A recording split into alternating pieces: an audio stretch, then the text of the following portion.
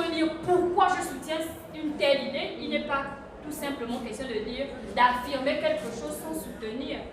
Donc il faut dire pourquoi vous soutenez cette idée et dans quel sens vous soutenez l'idée. C'est ça l'explication. 25 septembre 2023, lycée André-Gustave Anguillet au quartier Awungu dans le 2e arrondissement de la commune d'Ovendo.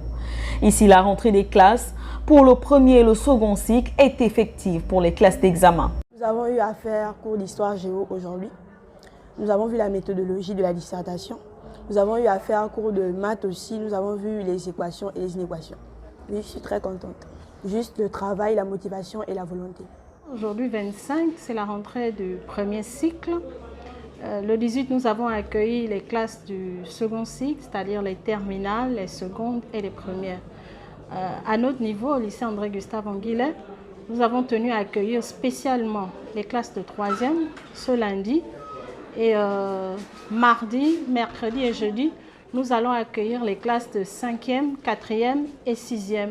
Nous avons tenu donc à échelonner les jours comme ça pour pouvoir accueillir les élèves par niveau afin de les sensibiliser. Selon le calendrier délivré par le ministère de tutelle, la reprise des cours a été fixée au 18 septembre pour le second cycle et le 25 pour le second cycle, le primaire et le pré-primaire.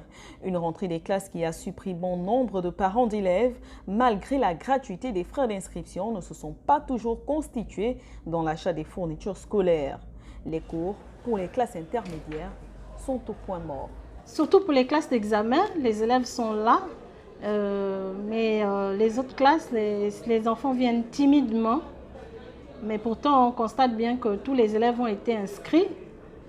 Nous ne savons pas quel est le problème, tant ils sont inscrits, mais timidement, ils arrivent. On suppose que les parents sont encore en train de payer les fournitures. Ce que je dis aux parents, c'est même si vous n'avez pas encore payé tous les cahiers, envoyez vos enfants déjà même avec 2 cahiers et au fur et à mesure, vous allez acheter les fournitures. Mais il faut déjà que les enfants soient dans le bain afin qu'ils comprennent que les cours ont débuté. Des résultats qui trouvent leur origine dans l'organisation et le suivi des apprenants par l'administration. Au cours de l'année précédente, nos résultats ont évolué. Bien. Donc nous avons été à environ 80% de réussite pour le bac et 79% de réussite pour le BPC.